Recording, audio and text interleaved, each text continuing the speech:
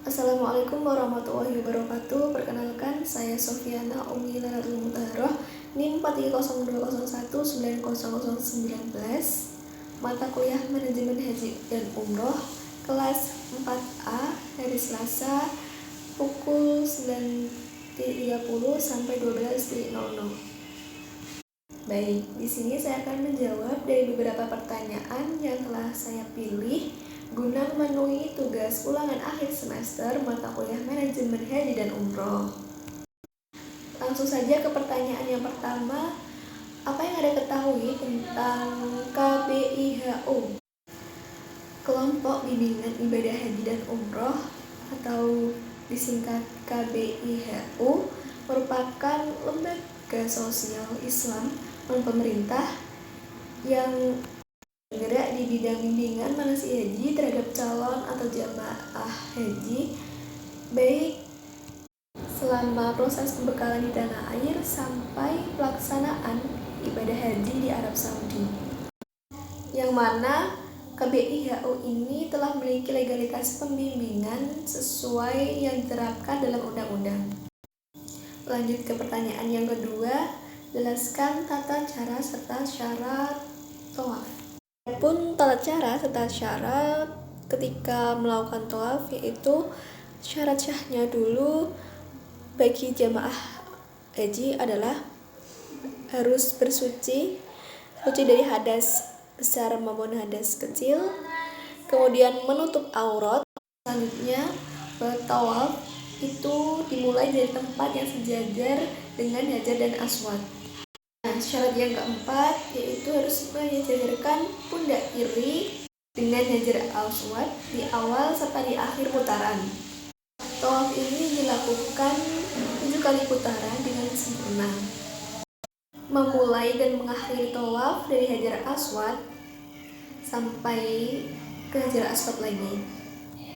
Serta berniat tawaf jika tawaf itu wada atau sunnah atau nazar, dan mendirikan Baitullah di sebelah kiri dan berjalan berlawanan dengan arah jarum jam. Jamaah haji ketika melakukan tawaf itu harus berurutan secara langsung atau dalam artian tidak diselangi pekerjaan yang lainnya. Nah, kegiatan tawaf itu dilakukan di dalam Masjidil Haram dan di luar Hijr Ismail. Allah SWT berfirman dalam surat Al-Hajj ayat 29 yang artinya, dan hendaklah mereka melakukan tawaf di sekeliling rumah tua atau Baitullah. Surat Al-Hajj ayat 29. Itulah di beberapa syarat sah serta tata cara dalam melaksanakan kegiatan tawaf pada ibadah haji dan umroh. Lanjut pertanyaan yang ketiga, jelaskan hikmah dari pelaksanaan ibadah haji dan umroh.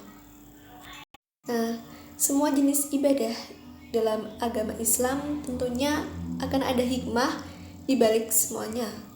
Nah, salah satunya adalah hikmah dari pelaksanaan ibadah haji dan umroh bagi jamaah haji.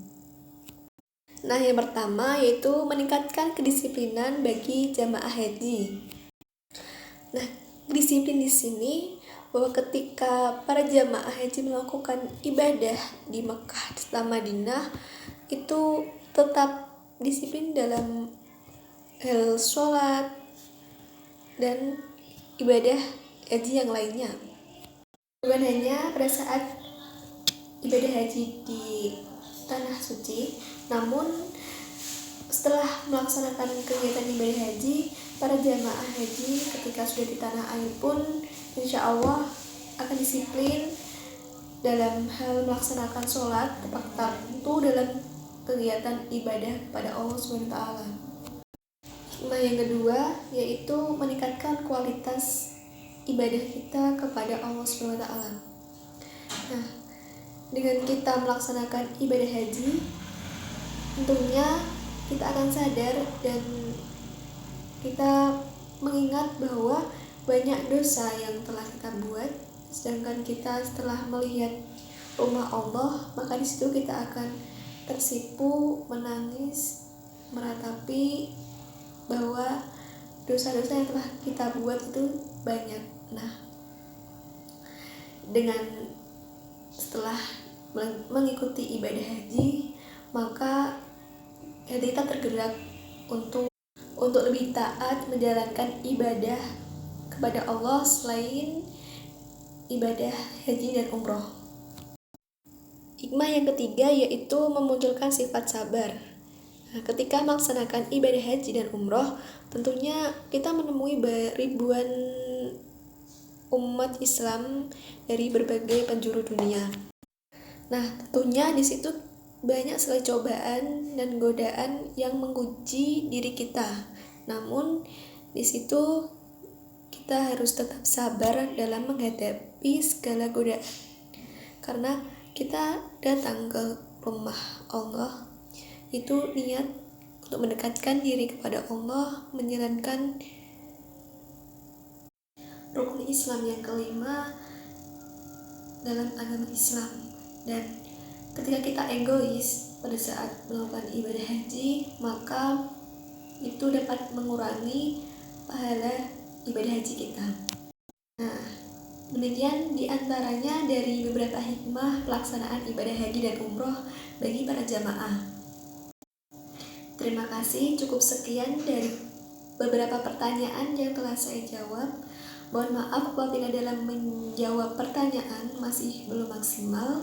Saya pamit undur diri. Wassalamualaikum warahmatullahi wabarakatuh.